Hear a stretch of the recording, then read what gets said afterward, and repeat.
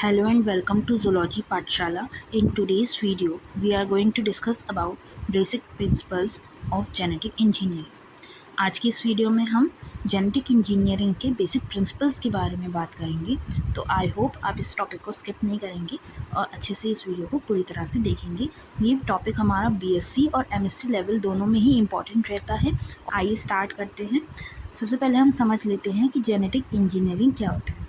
Genetic engineering, also known as recombinant DNA technology, involves modifying the genetic material of an organism to achieve desired traits. Genetic engineering, जिसे हम recombinant DNA technology भी बोल सकते हैं या बोला जाता है, ये ऐसी टेक्निक है, ऐसा तरीका है, एक्सपेरिमेंट किया गया है जिसमें हम जो जेनेटिक मटेरियल है किसी भी ऑर्गेन्स का, ठीक है, उसमें कुछ भी मॉडिफिकेशंस कर सकते हैं, कुछ भी बदलाव कर सकते हैं, जिससे कि हमें जो उसमें ट्रेड्स चाहिए, जो हमें उसमें ट्रेड्स जो हैं उसको बेटर करना है, इम्प्रूव करना है, वो हम करवा सकें। ठीक है, this includes isolating, modifying and inserting और डिलीटिंग जीन्स। अब इस टेक्निक में हम जो जीन्स हैं, ठीक है, उस ऑर्गेन्स के जो जीन्स हैं उनको आइसोलेट करते हैं, उसमें मॉडिफाई भी कर सकते हैं, ठीक है, उसमें कोई न्यू जीन इंसर्ट करा सकते हैं, या फिर मान लो कोई जीन अगर उसका ख़राब है या कुछ भी है तो उसको हम डिलीट कर सकते हैं। ये सारे जो चीज़ें हैं हम इस टेक्नोलॉजी के अंदर जो है, यानी इंजीनियरिंग के अंदर जो है, हम कर सकते हैं। अब हम इसके की प्रिंसिपल्स देख लेते हैं। फर्स्ट है हमारा आइसोलेशन ऑफ जेनेटिक मटेरियल। जो जेनेटिक मटेरियल है उसको आइसोलेट करना, उसको निकालना या फिर अलग करना। ठीक है, the first step involves the extraction of pure DNA from sales.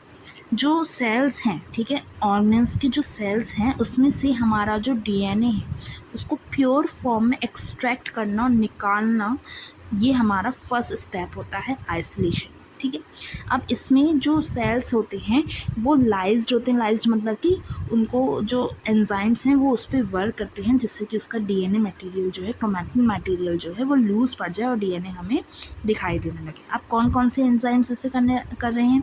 हमारा हो गया लाइसोसोम्स, ठीक है, सेल्यूलेज और प्रोटीनेज के, ये सारे एंजाइम्स जो है मिलकर के वर्क करेंगे और धीरे धीरे हमारा जो सेल का स्ट्रक्चर है, जो हमारा क्रोमैटिन स्ट्रक्चर है, उसको लूज़ करने में, जिससे कि हमारा डीएनए हमें दिख पाए साफ तरीके से, वो हेल्प करेंगे। ठीक है, अब थर्ड स्टेप क्या होगा? RNA and protein are removed using RNases and protease enzyme. जो आरएनए होंगे, ठीक है, और जो हमारा प्रोटीन होगा वहाँ पे प्रेजेंट, क्रोमैटिन मटेरियल में प्रेजेंट, उसको हम रिमूव कराएंगे आरएनएज और प्रोटीएज एंजाइम की मदद से। ठीक है, फिर फोर्थ स्टेप में क्या होगा? अल्कोहल, जिसमें हम इथेनॉल या फिर आइसोप्रोपेनॉल कुछ भी यूज़ कर सकते हैं, दोनों में से। ठीक है, अब वो यूज़ किया जाएगा हमारे डीएनए की एक्सट्रैक्शन के लिए, प्रेसिपिटेट करने के लिए, डीएनए को हमारे निकालने के लिए। ठीक है, अब पैलिंड्रोमिक सीक्वेंसेस क्या होते हैं? पैलिंड्रोमिक सीक्वेंसेस ऐसे सीक्वेंसेस होते हैं जिन्हें आप लेफ़्ट टू राइट पढ़े या फिर राइट टू लेफ़्ट पढ़े, वो पढ़ने में सेम आए। जैसे मान लो यहाँ पे ग्वानिन है, यहाँ पे भी ग्वानिन है, यहाँ पे एडिनोसिन है, यहाँ पे भी एडिनोसिन है, फिर एडिसिन है, एडिनोसिन है, यहाँ पे थाइमिन है, थाइमिन है, थाइमिन है, थाइमिन है, यहाँ पे साइटोसिन है, तो यहाँ पे भी साइटोसिन। तो आप देख रहे होंगे कि ये जिस डायरेक्शन में यहाँ पे जा रहे हैं उसी डायरेक्शन में ये उल्टे यहाँ पे दे रखे हैं। तो ये हमारा पैलिंड्रोमिक सीक्वेंस होता है कि हम लेफ़्ट टू राइट पढ़ें या राइट टू लेफ़्ट पढ़ें, वो पढ़ने में हमारा सेम आए। ठीक है, ये आपको समझ में आ गया। अब सेकंड स्टेप होता है हमारा cutting of DNA at specific locations. जो अभी आपने पैलिंड्रोमिक सीक्वेंसेस पढ़े हैं, वहाँ की जब कोई सीक्वेंस आता है हमारे डीएनए फ्रेगमेंट्स में, तो वहाँ पे हमारा वो लोकेशन पे हमारा जो है डीएनए को कट किया जाता है, जिससे कि हम रेस्ट्रिक्शन एंजाइम्स, जैसे कि इको रेस्ट्रिक्शन एंजाइम वगैरह जो है हमारे, इनको हम इंट्रोड्यूस करा पाएँ, इसको हम ज्वाइन करा पाएँ। अब इसमें कैसे होगा? फर्स्ट क्या होता है? accomplished during restriction endonucleases restriction enzyme। अब इसमें जो हमारा restriction endonucleases एंजाइम जो है, restriction एंजाइम जो है, वो हमारा वर्क करेगा डीएनए को कट करने में। ठीक है, और ये क्या करेगा, जैसे आपको फिगर में दिख रहा होगा, ये हमारा डीएनए स्ट्रैंड है, ये हमारा जो एक बैक्टीरियल स्ट्रैंड है, प्लाज्मिक वेक्टर जो है उसका स्ट्रैंड है, ठीक है। तो इसमें उसने यहाँ पे जो हमारे पैलिंड्रोमिक सीक्वेंस आया तो उसने उसको कट करने का वर्क करा, ठीक है। सेम उसने उसी तरीके से जो हमारा वेक्टर डीएनए था, वेक्टर जो था हमारा, उसमें भी उसने सेम उसी सीक्वेंस के हिसाब से वहीं पे कट करा जहाँ जहाँ पे वो सीक्वेंसेस आ रहे थे, पैलिंड्रोमिक सीक्वेंसेस कंप्लीट हो रहा था, ठीक है। अब इसमें सेकंड स्टेप क्या होगा, these enzyme recognise specific palindromic sequences in DNA. ये हमारे पैलिंड्रोमिक सीक्वेंसेस को रिकॉग्नाइज करके वहाँ पे ही कट कर रहे हैं। अब ठीक है, इसमें दो एंड बने हमारा, एक बना हमारा स्टिकी एंड और एक बना हमारा ब्लंट एंड। स्टिकी एंड में क्या होता है, जो ओवरहैंगिंग सीक्वेंसेस होते हैं वो पाए जाते हैं, जैसे कि हमारे ई कोली में जो हमारे रेस्ट्रिक्शन एंजाइम में पाए गए हैं, ठीक है। ये हमारा स्टिकी एंड हो गया, ये डीएनए का, और ये हमारे प्लाज्मिक वेक्टर का, ठीक है। अब ब्लंट एंड्स क्या होते हैं, इसमें नो ओवरहैंग्स होते हैं, जैसे कि हमारे ये वाला एंड जो है, इसमें हमारा कोई भी जो है एंड आपको दिख नहीं रहा होगा, तो यही हमारे सीक्वेंसेस जो है ब्लंट एंड कहलाएंगे, ठीक है। अब ये क्या होगा, जब ये दोनों आपस में ऐसे कट हो जाएंगे, ठीक है, तो जब ये बाद में जा कर के ये एंड जो है, ये वाला स्टिकी एंड यहाँ से जाके कनेक्ट हो जाएगा और ये हमारा एक न्यू डीएनए बन के आ जाएगा, जिसे हम रिकम्बिनेंट डीएनए बोलेंगे। इसके जो यहाँ के सीक्वेंसेस होंगे, ठीक है, और इसके जो यहाँ के सीक्वेंसेस होंगे वो आपस में कैसे होंगे, पैलिंड्रोमिक सीक्वेंसेस होंगे, तभी ये जो है ऐड हो पाएगा, ऐसे करके। आगे चलते हैं। अब नेक्स्ट क्या है, हमारा थर्ड स्टेप आता है amplification of gene of interest, GOI, gene of interest, ठीक है।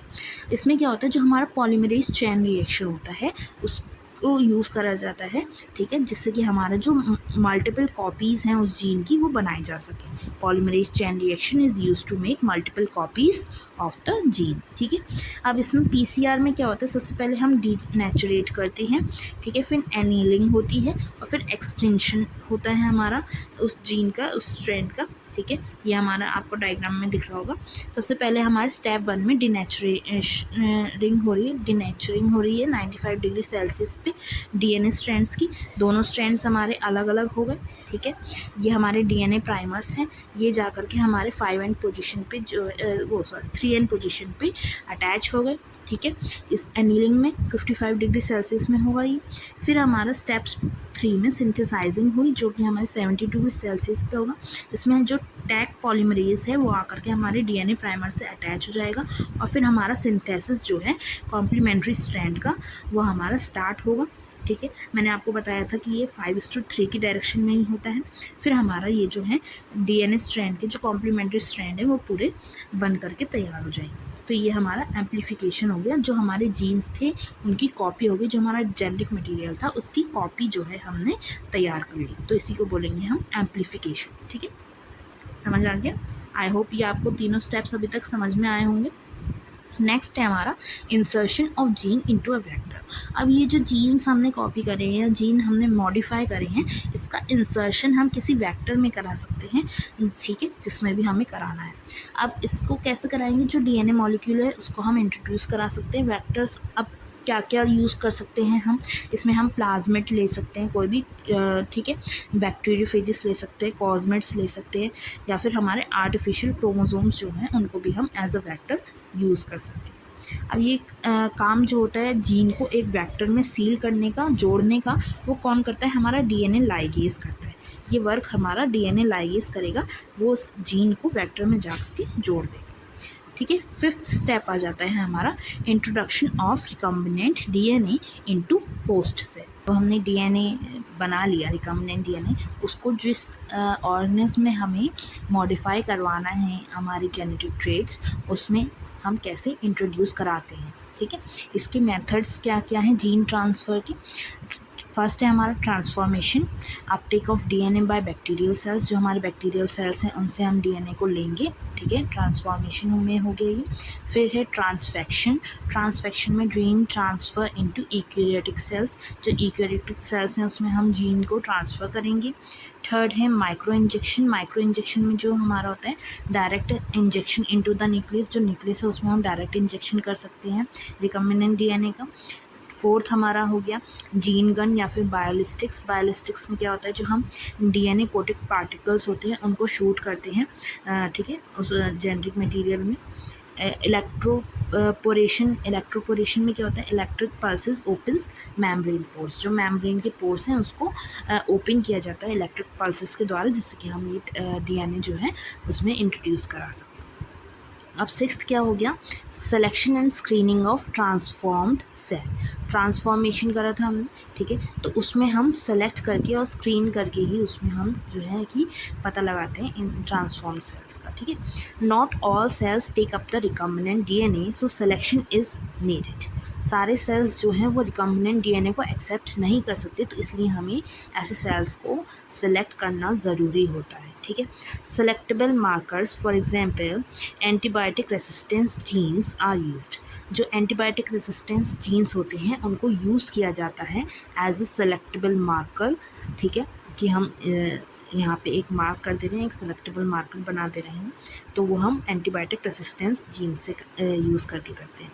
थर्ड होता है हमारे स्क्रीनिंग मेथड। स्क्रीनिंग मेथड में हम ब्लू वाइट स्क्रीनिंग यूज़ कर सकते हैं, लैक जी जीन के द्वारा जो होती है, ठीक है। कॉलोनी PCR कर सकते हैं, साउथर्न ब्लॉटिंग कर सकते हैं, तो ये हमारे स्क्रीनिंग मेथड्स हो गए। ये आपको एक डायग्राम दिख रहा होगा, ये हमारा, इसमें आपको सेलेक्टेबल मार्कर्स दिख रहे हैं, ठीक है। फिर वो जाकर के प्रमोटर से अटैच हुआ, तो हमारा जो 5:3 वाला DNA का स्ट्रैंड चल रहा था, टेम्पलेट चल रहा था, उसमें हमारा जीन को इंसर्ट कराया गया। फिर हमारा जो है जब हो गया तो हमारा रेप्लिकेशन का प्रोसेस हुआ, ओरिजिन ऑफ रेप्लिकेशन आया, ठीक है, और ऐसे रेप्लिकेट होकर के हम एक जो है कि उसने अपनी कॉपी बना ली। फिर हमने दोबारा से हम ये टेक्निक करा सकते हैं कि हमने एंटीबायोटिक रेसिस्टेंस जीन जो है वो उसमें इंट्रोड्यूस करके सेलेक्टेबल मार्कर बनाया कि ये सेल्स हमारे ट्रांसफॉर्म्ड सेल्स हैं, और ऐसे करके हमारा ये प्रोसेस जो है चल सकता है, ठीक है। सेवेंथ स्टेप है हमारा expression of the gene of interest. The transformed cell should transcribe and translate the gene. जो ट्रांसफॉर्म सेल्स हैं उसमें जो है ट्रांसक्राइब और ट्रांसलेट किया जाएगा वो जीन जो होगा। Requires a promoter, ribosome, binding site and terminator in the vector. अब इसमें क्या होगा, एक प्रोमोटर की ज़रूरत होती है, ठीक है, एक राइबोसोम बाइंडिंग साइट की ज़रूरत होती है, और एक टर्मिनेटर की ज़रूरत होती है उस वेक्टर में, जिससे कि हम ये जीन को एक्सप्रेस करा सकें, ठीक है। नेक्स्ट क्या है हमारा, isolation and purification of the product. अब हमारा जीन जो है उसमें डल गया, ठीक है, अब उसका ट्रांसफॉर्म भी हो गया, ट्रांसक्रिप्शन भी हो गया, ट्रांसलेशन भी हो गया, ठीक है, तो अब उसका आइसोलेशन और प्योरीफिकेशन होगा, ठीक है। द डिज़ायर्ड प्रोटीन और gene product is extracted and purify. अब उसमें से उस जीन को हम निकालेंगे और प्योरीफाई करेंगे। अब इसमें जो टेक्निक्स यूज़ होंगी वो कौन कौन सी होंगी, हमारा सेंट्रिफिकेशन हो सकता है, क्रोमेटोग्राफी हो सकता है, या फिर इलेक्ट्रोफोरेसिस हो सकता है, ठीक है। अगर हम टूल्स की बात करें कि जेनेटिक इंजीनियरिंग में हमारे कौन कौन से टूल्स यूज़ होते हैं, तो सबसे पहले तो हमारे रेस्ट्रिक्शन एंजाइम्स ही हो गए, ठीक है, ई कोली RI या फिर हिंड III कह सकते हैं या थर्ड कह सकते हैं, ठीक है। इनका फंक्शन क्या होता है, ये DNA को स्पेसिफिक साइट्स पे कट करते हैं। अगर हम DNA लाइगेज की बात करें तो ये हम जो जॉइन करने का काम कर रहा है DNA फ्रेगमेंट्स को, इसका एग्जांपल अगर हम देखें तो D4 DNA लाइगेज एक ऐसा एंजाइम है जो ये वर्क कर सकता है। वेक्टर्स की अगर हम बात करें तो इसके एग्जांपल्स में हम कोई भी प्लाज्मिड्स ले सकते हैं या वायरसेस भी ले सकते हैं, ठीक है। इसमें हमारे जो फॉरिजन DNA है वो ये आराम से कैरी करते हैं, ठीक है। होस्ट ऑर्गेनिल्स की अगर हम बात करें तो हम इन टेक्निक्स को ई कोली पे या फिर ईस्ट पे हम ज़्यादा परफॉर्म करके देखते हैं, क्योंकि इसमें हमारे फॉरिजन जीन्स जो है वो ईजिली एक्सप्रेस हो जाते हैं, एक्सप्रेस कर सकते हैं। पॉलीमरेज था हमारा, टैग पॉलीमरेज, जो हमारा क्या कर रहा था, DNA एम्प्लीफिकेशन का वर्क कर रहा था। अगर हम एप्लीकेशंस देखें जेनेटिक इंजीनियरिंग की अप्लाई कहाँ कहाँ हो रही है, तो हमारा मेडिसिन, एग्रीकल्चर, इंडस्ट्री, रिसर्च सब जगह अप्लाई होती है। मेडिसिन में जो हमारा इंसुलिन का प्रोडक्शन है, ग्रोथ हार्मोन्स हैं या वैक्सीन्स हैं, उनको प्रोड्यूस करने में यूज़ किया जाता है, ठीक है। एग्रीकल्चर में अगर हम देखें तो हमने ट्रांसजेनिक क्रॉप्स के बारे में पढ़ा था, BT कॉटन, गोल्डन रॉयस वगैरह, तो ये सारे हमारे क्रॉप्स जो हैं इसी टेक्नोलॉजी का एक रिज़ल्ट हैं, ठीक है। पेस्ट रेजिस्टेंट क्रॉप्स जिन्हें हम बोलते हैं, या फिर इंडस्ट्रीज़ में अगर हम देखें तो हमारे जो डिटर्जेंट्स हो गए या फूड वगैरह हो गए, प्रिजर्वेटिव्स वगैरह जो बनते हैं वो भी इन्हीं एंजाइम्स वगैरह से और इसी टेक्नोलॉजी को यूज़ करके जो है बनाए जाते हैं। ठीक है, रिसर्च में अगर हम देखें तो gene therapy, cloning, genome editing, इस टाइप के रिसर्चेस वगैरह चल रही हैं। अगर हम एथिकल और सेफ्टी कंसर्न्स देखें कि ये टेक्नोलॉजी यूज़ करते समय या मान लो इस एक्सपेरिमेंट करते समय क्या क्या कंसर्न्स जो हैं सामने आए या क्या क्या सेफ्टी जो है रखी गई। Bio safety, preventing harm to environment and humans, कोई भी हार्म नहीं होना चाहिए इन्वायरमेंट को और ह्यूमंस को, ये रखा गया था।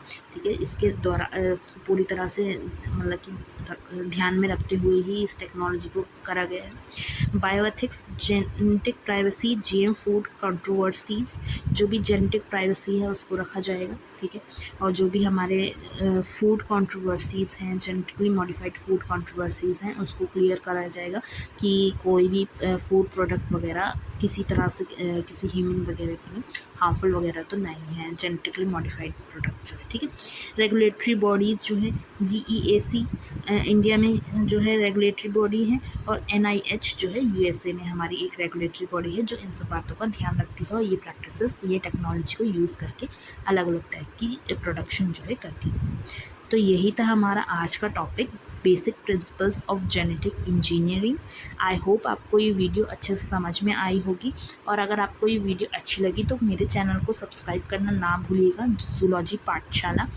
और ऐसे ही BSc MSc या फिर आपके 9th से लेकर के 12th तक के किसी भी बायोलॉजी टॉपिक पे अगर आपको नोट्स चाहिए हो, समझना हो, तो आप मुझे कमेंट करके बता सकते हैं। मैं रेगुलर वीडियोस अपलोड करती हूँ इन सारे टॉपिक्स पे। I hope you will follow me and stay tuned. Bye bye.